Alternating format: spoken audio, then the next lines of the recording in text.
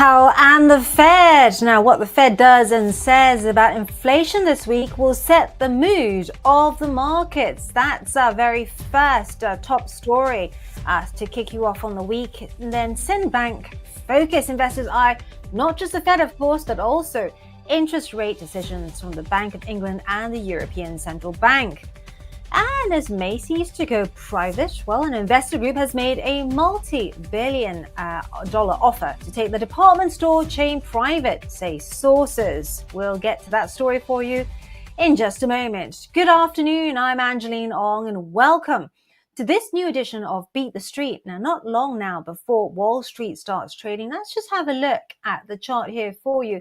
And we are looking at an indicative lower start. This is after both the S&P and the Nasdaq hit their highest level since early 2022. Let's just show you those two indices there. That's how the US Tech 100 is looking, and this mirrors the Nasdaq, and the US 500 is what we use in terms of the S&P 500 on our platform here. As you can see there, it is indicating a slightly lower open, but to be fair, we are coming off quite high levels, fueled by investor optimism and hopes of a soft landing for the US economy. Now, plenty to play for this week because it's not just the Fed, but we also have, of course, that CPI number that is due on Tuesday. The CPI figures could mean some volatility for the US dollar. Now, the consumer price index data for November, which is due out, is expected to be negative 0.1% month on month and 3.1% year over year, down from 0% and 3.2% respectively. Core CPI expected to be 0.2% month on month and 4% year over year. Investors be keeping across all the indices and, of course, US crosses as well as keeping an eye out for what the Fed does and says later on in the week for any indication as to whether or not we can get that Goldilocks scenario, not too hot, not too cold. Of course, as the Fed suggests that they will keep rates higher for longer, US Treasury yields are likely to push upwards, and it will be probably quite bullish for the US dollar. Well, to talk about all this and more, joining me now all the way from New York, Chris Vecchio from Tasty Live, part of IG Group. Chris, good morning, very good morning to you. How much will these two key events, the Fed's rate decision and the inflation data, test investor optimism about the soft landing? Good to see you again, Angeline. I think there's a legitimate chance that the market's going to have to go through a period of reconciliation, at least on Wednesday when it gets to that Fed meeting and when it hears what Fed Chair Jerome Powell and the rest of the FOMC have to say. The inflation report tomorrow ahead of time should, by all accounts, be a step in the right direction. Headline inflation should fall. The dramatic decline in energy prices over the last month mean that the headline readings will be coming in. Now, is that enough for the Fed to declare victory just yet? No. I don't think so. And the body of the data suggests that there will be a statistical base effect in December that pushes headline inflation back to the upside. And so that leaves the Fed very little wriggle room in order to ultimately declare victory, because if they were to do so, and then the immediate inflation report thereafter shows that, well, prices are going back up, they're going to have egg on their face. So I think when we get to Wednesday, we're going to have a little bit of a hawkish hue from Fed Chair Powell, not too much, but just enough to keep markets on their toes. And I say that because when we go to the September summary of economic projections, the Federal Reserve is only projecting 50 basis points worth of rate cuts next year. Currently, the market has 128 basis points worth of rate cuts priced in. So there's a little bit of a gap that needs to close. I do think the Fed is going to indicate that it's going to cut rates more than it previously said it would, around the tune of 100 basis points, but that's still less than what's currently priced by the market. So that discrepancy could lead to some short-term volatility. I care much more about the Fed this week than I do about the CPI report on Tuesday. But ahead of time, Angeline, it means that investors shouldn't expect that much price action going on, particularly on this Monday. Now, Chris, other than the Fed, there's also the ECB and the Bank of England out with rate decisions too. I mean, could we get a surprise on that front? There's a lot of talk about the ECB perhaps moving before the Fed. Europe's in a very interesting situation. It was just a few months ago where they had inflation that was well in excess of what was going on here in the United States and a much more dire growth outlook. The fact of the matter is that the prospects of a significant decline in Eurozone economic activity have been somewhat tempered, but inflation, on the other hand, has come back in a lot sooner than most people anticipated. ECB President Lagarde is probably going to push back against some of these quickly growing dovish rate cuts bets that we've seen prop up here in the markets in recent days.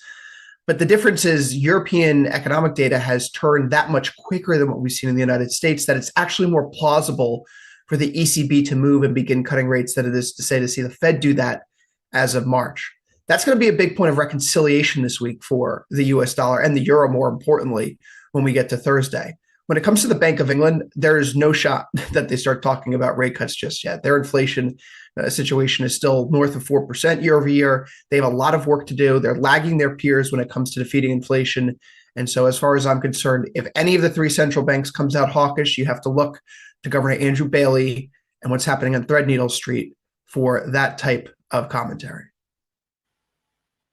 Thanks very much, Chris. We have to leave it there, but I'm sure we'll be patching into you for the very latest when we get those two key events breaking. Chris Vecchio from TC Live in New York there. Let's move on to the S&P 500, where Axel Rudolph has been taking a closer look because the S&P 500, as I mentioned earlier, along with the Nasdaq, hit its highest closing levels since early 2022. But Axel's been taking a closer look, and it is starting to look fatigued.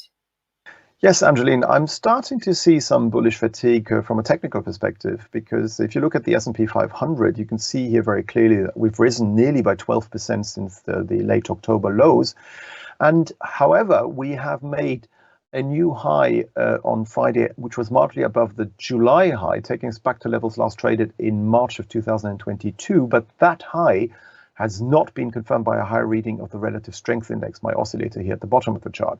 And when that happened, when you have a lower high on the oscillator, so it's pointing down, you can see the high here compared to the high at the beginning of December, whilst you have a higher high on the underlying asset, in this case the S&P 500, you can see here the 4,609 high is higher than the one made on the 1st of December, then that is called negative divergence. And it does, in most cases, lead to at least a short-term correction against the underlying trend. In this case, it would mean that we could say we could see a short-term correction take us back down again towards the 4,540 area, or perhaps even to the 4,500 area. And after all, we've had 6 consecutive weeks of gains.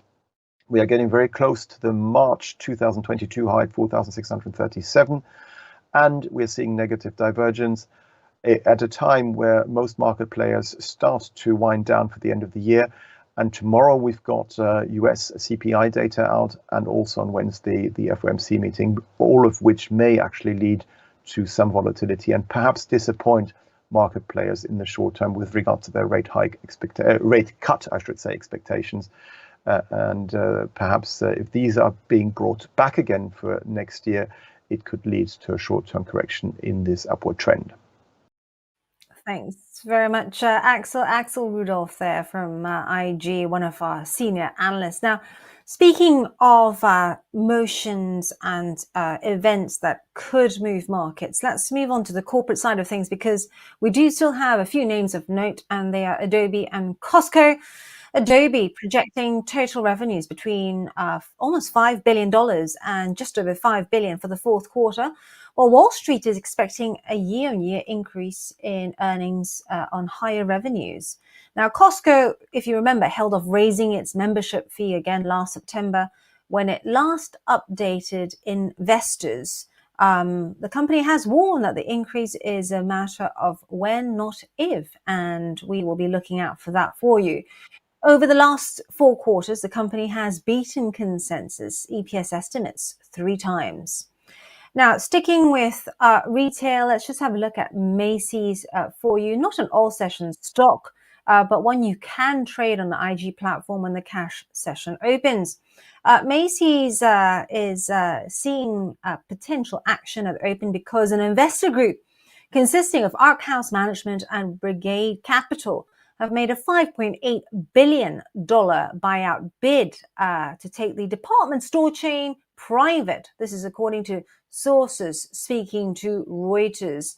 The proposal to buy Macy's stock, which they don't already own, it comes in at $21 a share. Now, the talk on the street is that this buyout group is interested in Macy's real estate portfolio, which has attracted potential buyers in the past. So look out for that. Another big deal that we are keeping an eye on for you comes from the oil industry, and just showing you Occidental Petroleum's chart here, because this is one you can trade on the platform too, but not all sessions. So very shortly, you'll be able to trade Occidental. Occidental is buying Crown Rock in a $12 billion cash and stock deal. Crown Rock is the Permian Basin-based energy producer. And staying with energy, let's have a quick check on oil prices. Here's a look at Brent for you. The downward channel still in play there, as you can see. RBC analysts saying that prices will remain volatile and directionless until the market sees clear data pointing to the voluntary output cuts. Here's a look at US crude for you, a similar downward trend channel as we speak. And of course, also keeping an eye out for you in terms of what's happening in the oil space when it comes to supply prices also edging lower, because investors are still concerned about excess supply in 2024. And this is expected from the growth in non-OPEC output. And that's it for Beat the Street. Let's just get a quick check on Wall Street as we count down to the open. A lower or flat open indicated as we count down to that inflation figure, and also the Fed later on in the week. Until then, this is your latest edition of Beat the Street, the show that follows all the trading action, helping you position yourself ahead of the opening bell. For more trading insight, follow me on @IGCom or @Angeline on Twitter. This is IGTV.